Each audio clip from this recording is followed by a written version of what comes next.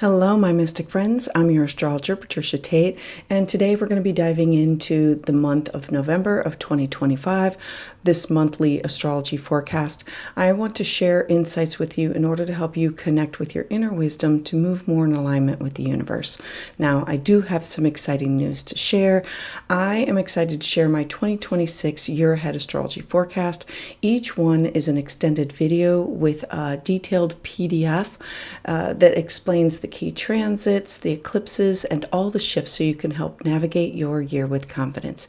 You can grab your sign or bundle all 12 at willowgracemystic.com or in the link below. So for my Scorpio friends, November of 2025 is going to be this month of profound renewal and self-discovery for you. With so much activity that's going on in your sign, the spotlight is really shining directly on your path, your growth, your transformation. As a Scorpio, you are no stranger to intensity. You are a seeker of depth, of truth, and authenticity. So this month, you are asked to embrace endings and these new beginnings, to release these outdated identities, to step into a new version of yourself that is so empowered and grounded and aligned with your soul's calling. I am super excited about this month for you. It's a month of going within to shed your skin like the snake and then come out stronger and better. So I want to start off with the November 5th full moon in Taurus. So the sun, being in your first house of your identity, who you are, is illuminating culminations and closures that have to do with your seventh house of partnerships. Now, the seventh house is all partnerships, relationships. This could be personal, professional, collaborative. So full moons always bringing about endings or revelations because they show us what was hidden in the dark. This house, they highlight your closest bonds, your closest connections. So for you, this lunation, it can bring you clarity around a partnership, perhaps a relationship, maybe it reaches a turning point, requiring a decision to either deepen your commitment or to actually release it and let it go. Or you may have realized what kind of relationships truly nourish your soul. This is about diving deep. This full moon, it invites you to balance your own independence within connections and to release these old dynamics, to honor your partnerships that can reflect your truth. The Taurus energy, it asks you to slow down. It asks you to pause. It wants you to value stability and loyalty and presence within relationships. This is not about chasing intensity, but this is about finding peace and then grounding in love. Now, just 2 days later, you're going to have Uranus enter into the sign of Taurus again.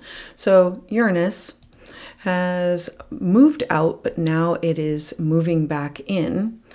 And this is your seventh house of partnerships. Uranus spent quite a bit of time here, and then it moved into Gemini for several months. When a planet retrogrades back into another house, it goes back in to stir things up and to clean out. It's like the last passage of let's get this done. And so it'll be shaking up your seventh house one more time.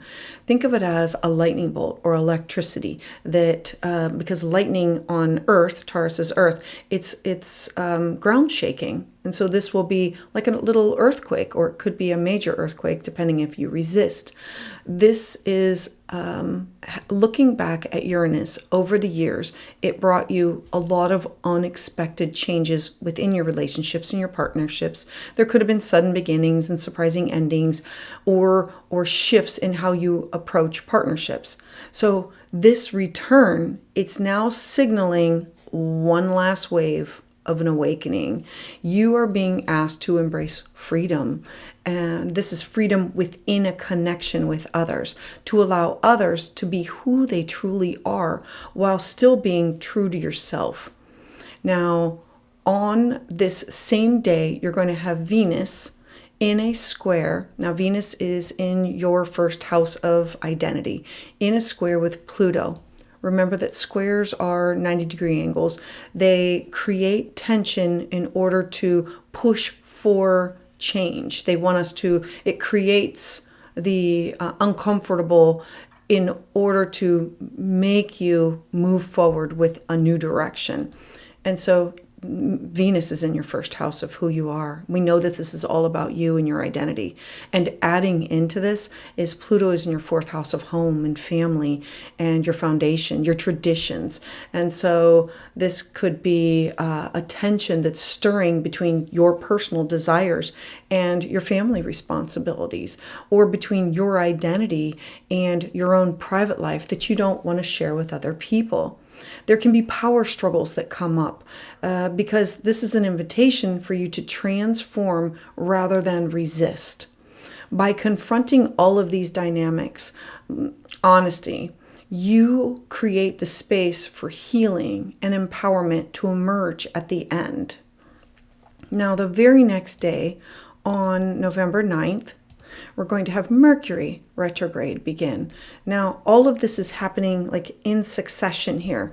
So Mercury is in your second house of your self-worth, your cash, your property, your talents, your skill set. It will turn your attention inward to money and values, bringing back old financial matters, or this can bring up unfinished business around money and possessions and resources and your talents, your skill set. All of these things are up for a reevaluation.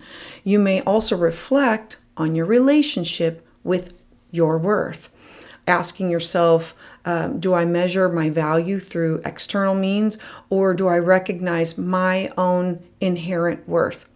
Know your value, know your worth.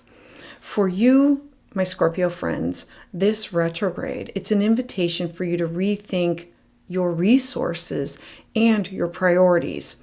So instead of rushing into any new financial ventures at this time, I would look to revisit these old ideas, to refine your approach to stability, because this is a time of reflection, not of expansion. Now, as we move forward 2 more days, on the 11th, we're now going to have Jupiter station retrograde. Now, Jupiter, I love Jupiter because it expands and it's in your 9th house of wisdom and higher learning and belief systems. Now, normally, Jupiter expands all of these opportunities for you to travel, for you to study, spiritual exploration, these pursuits. But retrograde, it says, now I have to focus on the growth and turn it inward.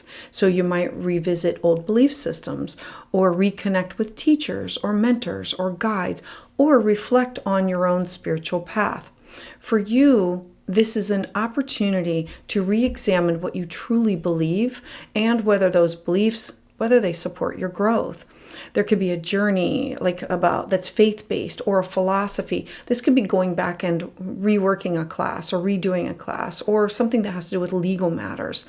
It's having you put a pause, and it's giving you space to integrate all of the past lessons before you move forward.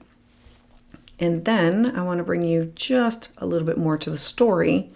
On the 18th, we're now going to take Mercury, and it is now going to station retrograde and move into your first house of identity. So it tells more of the bigger story.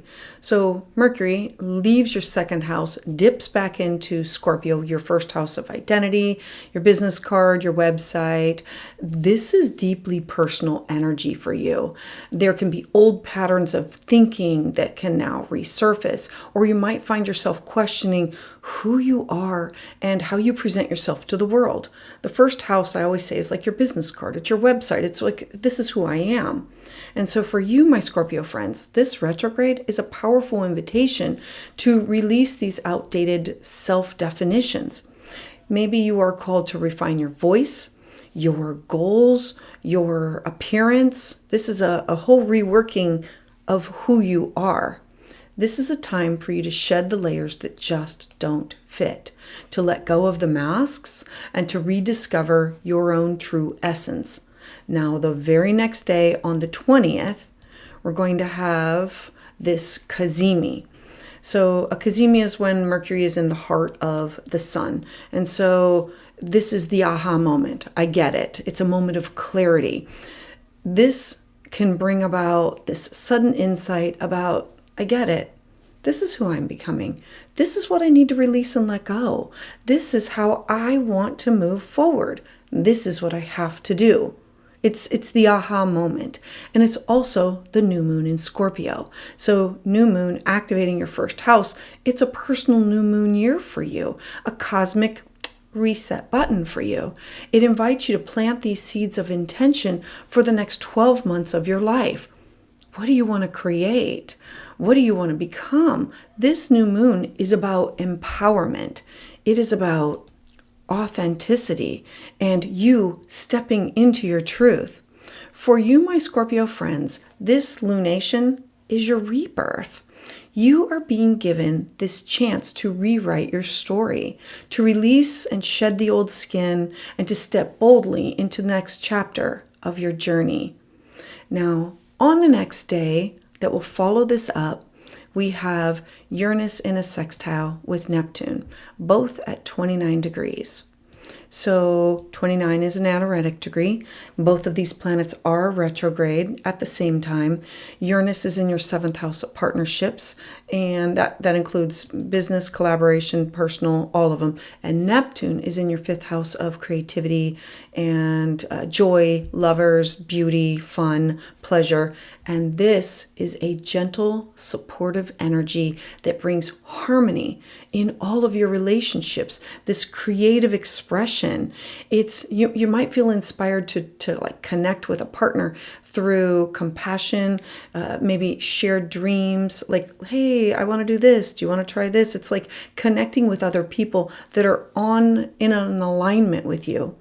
For you, my Scorpio friends, this aspect, it reminds you that love and creativity, love and beauty, harmony, they flourish when they're rooted in freedom and authenticity.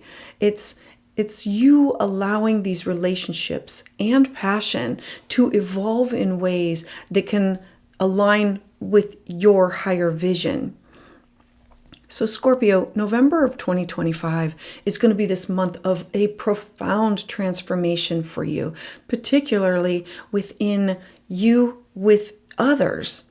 The Taurus full moon and Uranus in your 7th house of partnership, it brings in a huge shift in all of your relationships. It's asking you to balance your connection with freedom.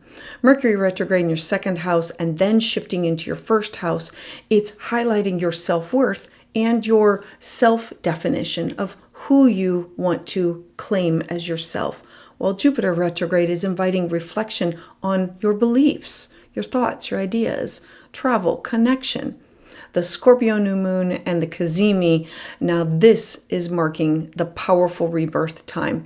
You are being asked to shed the old skin, to step into this new version of yourself with courage, with clarity, and with Uranus and Neptune in a sextile, this harmonious aspect, relationships and creativity, it becomes the source of inspiration and healing for you. This is your month of renewal. Look to trust the process, even if it feels intense, because the transformation is your soul's gift. So, my Scorpio friends, a mantra can be, I release the old and I'm embracing my rebirth. I honor my worth, I embody my truth, and I step courageously into the next chapter of my soul's journey. So for my Scorpio friends, thank you so much for being here. I'd love to hear your thoughts about this in the comments below.